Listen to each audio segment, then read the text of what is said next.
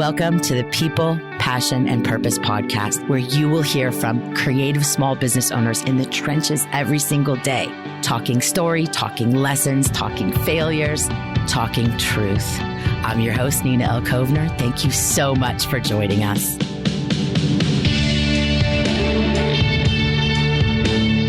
Hello, awesome humans. It's Nina Kovner, and welcome back to our podcast. Wow. So first and foremost, I got to say apologies for the non-planned 1 month break. But it happens, guys. It absolutely happens. And so the reason I was gone for the month is I got the flu.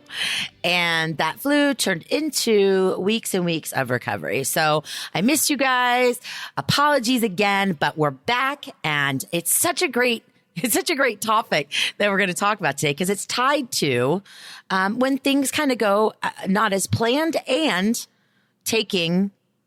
how do we take these breaks, planned or not planned? So bear with me, guys.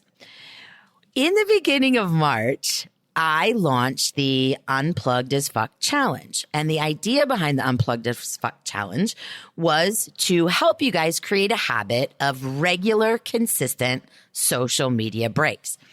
And what I mean by that is 24 hours a week in a row. Sleep time is not included. 24 hours a week in a row offline. Why? Reason being perspective, sanity, quieting the noise, creating space to create, all those things I talk about all the time, which is critical for a creative small business owner. But when I launched the Unplugged as Fuck Challenge, literally that week I got hit with the flu. So I was off social way more than I had intended in the month of March. But it just, the irony of it, right? It's like I was encouraging everybody to take time off, and then all of a sudden I was forced to take time off. So those are really the two things I want to talk about today. What happens when we're forced to take time off? And then how do we intentionally take time off of our social media? So what happens when plans go sideways? Well, I think you already know the answer to this, but maybe this will serve as a reminder. We have no control over that, right? I did everything I could not to get the flu. We always have plans that kind of go sideways. So when we're hit with things like this, it really is critical that we remember what we have control over and what we don't have control over. And I know there's a lot of control freaks listening to this, and control freak people are like, LOL, that's funny. It's actually not funny because it's a very angsty way to live. And it can be incredibly destructive, and it's founded in codependency. So of course, I'll use that opportunity to give a shout out to my therapist and to, as always, recommend you get one too if you struggle with control issues. So short story is all we have control over, guys, is our thoughts, is where we put our energy, where we put our focus, and those types of things. So as I was laying in bed thinking like it was the end, and yes, I'm being dramatic, but you guys know when we're sick, it's just the worst.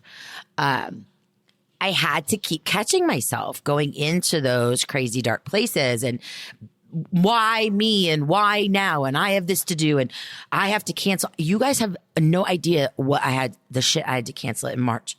So many awesome opportunities, unique opportunities, new opportunities that I was so excited about, and everything got canceled.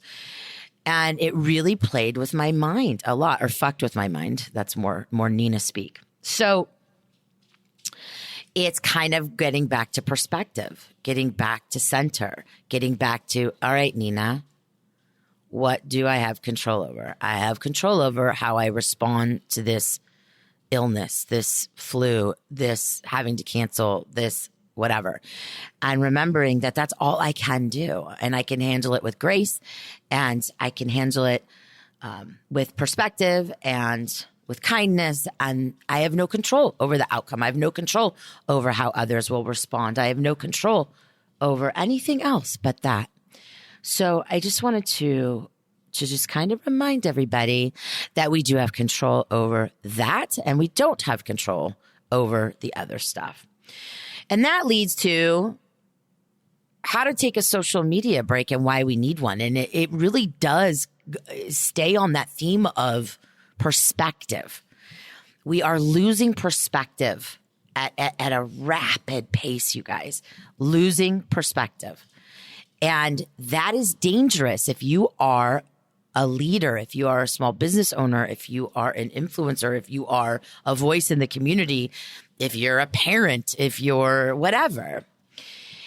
And the louder it gets, the more important it becomes for us to take these breaks. So I wrote a blog last year when I took an extended break. I actually took a week off when I wrote this blog.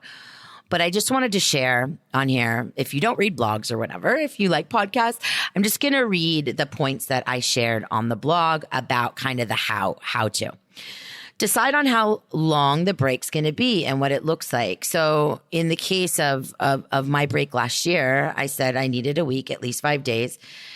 And what it's going to look like is I'm going to not be posting content, not responding to content, not engaging with content, but I am going to post the break. So that's where I know a lot of people get concerned about going quiet on social and what are people going to think and all that kind of stuff. Let them know, right? If you engage on Facebook, then post something on Facebook and pin it to the top of your page or whatever, or Instagram. Have that be your last post before your break. Nothing dramatic. Doesn't have to be all drama filled. It just has to be, I'm going to be offline. And then there's other ways to connect with you, right? So in my case, if I'm going to be off of Instagram or Facebook, I still do a weekly newsletter. So if you want to stay in touch, subscribe to my weekly newsletter. Or maybe I'm not going to do the newsletter. Maybe I'm going to take a break from that. So you get to decide the framework, the parameters, and the boundaries around your break. Just communicate. And that way you keep that trust with your community and nobody has to question, where did so-and-so go? Create a system. Okay, so that's number one. Number two is create a system for unplugging, unfollowing, and unsubscribing.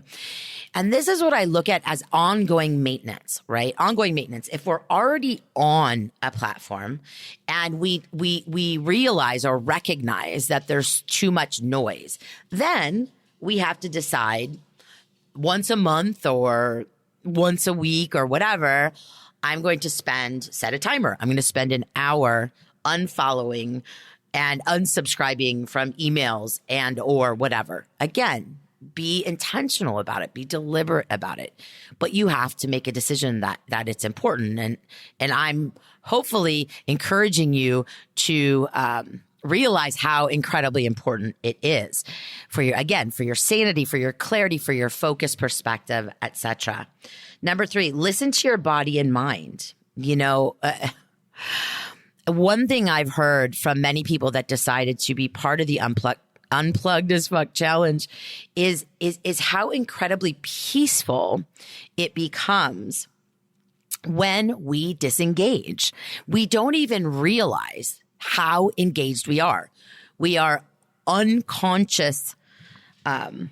We are in the unconscious mode most of the time. We're scrolling. We realize we've wasted an hour just mindlessly scrolling, right? And I know that so many times people use time as an excuse or whatever, but guys, you already know we all have time, right? We have the time. We all make choices of how we're going to spend it.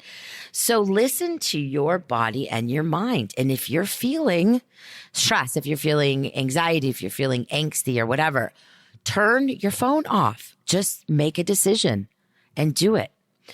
Point number 4, remember why you're on social platforms to begin with. So this, I think, really has to be a constant reminder. Why are you here? Why are you here? Why are you engaging? What's your intention on the platform? All of those things matter because when we do get sucked into social media and we're not clear on our intentions and objectives for being present, we get off track quickly. So just remind yourself every once in a while, why am I here? I mean, I'll tell you why I'm on social platforms: to serve, right? To add value to my community, to be a voice for good, to empower the people that I love. I mean, that's the Passion Squared brand objective, right? People, purpose, promise. So, you got to get clear on that. You got to get clear on that. So that's really it, guys. Point number one, you only have control over yourself. You only have control over your response, your reaction, your reply, all of that to what happens in your plans. And you also have control over how you choose to engage on social platforms. And if you are ready to take the Unplugged as Fuck challenge, just start. Just start with 8 hours, and then go to 12 hours, and then go to 18 hours, and then go to 24, and just go. Now, on the opposite side of that, because you guys know I'm a big believer in the power of social and digital marketing, I'm not saying disappear from the platform, right? I know some of us are extreme thinkers, and so we're either on it 24/7 or we're off it for 4 months. That's not what I'm talking about. The reason that happens is because we're overindulging, right? And that's why these breaks, these consistent weekly breaks help. You don't ever get to the point where you want to throw it all away because you're not that overwhelmed anymore. So I challenge you to do it. Please check in with me if you choose to do it. Let me know on Instagram at Passion Squared. If you're posting, use hashtag Passion Squared. You could always email us, but I just want you to really step back and think about what you have control over and what you don't, and focus on what you have control over. And if you need to, go find a therapist and work on your codependency issues, because loves, I promise you, it does not have to be as difficult as it is. You do not have to live with guilt and shame and angst and people pleasing and all the stuff that comes with that. You just don't have to live like that. But it's going to take a lot of work. It's going to take a lot of work. And just like anything that's worth anything, you guys. It's all work. It's all work. So with that, I do have a book recommendation.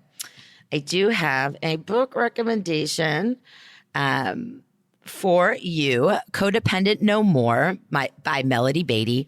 It's one of the books that I read when I was in treatment in 2007, and I highly recommend it. And it's actually, Melody Beatty is the author of the gratitude quote that I have tattooed on my arm. And so that's a great one, Codependent No More. And then the other book that I recommend is Facing Codependence by Pia Melody. And Pia Melody actually is the founder of the treatment center I went to, the Meadows in Wickenburg, Arizona.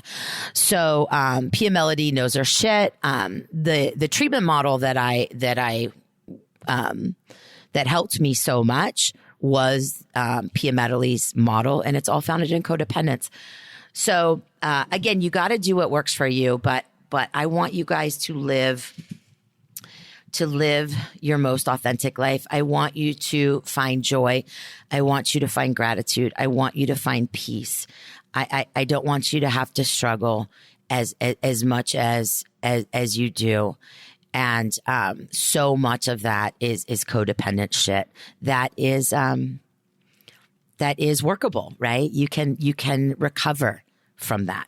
And but it's going to take a lot of work. So with that, thank you so much for your trust. Thank you for understanding. Thank you for your empathy and compassion around me taking this 1 month unplanned break off the podcast. And just thank you for your continued love. I'm so incredibly grateful. And of course, thank you so much for listening. I love you. Have an awesome day, you guys. Bye. Thank you so much for listening to today's podcast. To learn more about Passion Squared, you can visit us at passionsquared.net. You can find us on the gram and on Facebook at Passion Squared, and be sure to subscribe and share with your friends. We're so grateful. Thank you so much for joining us. Have an awesome day, guys. Love you.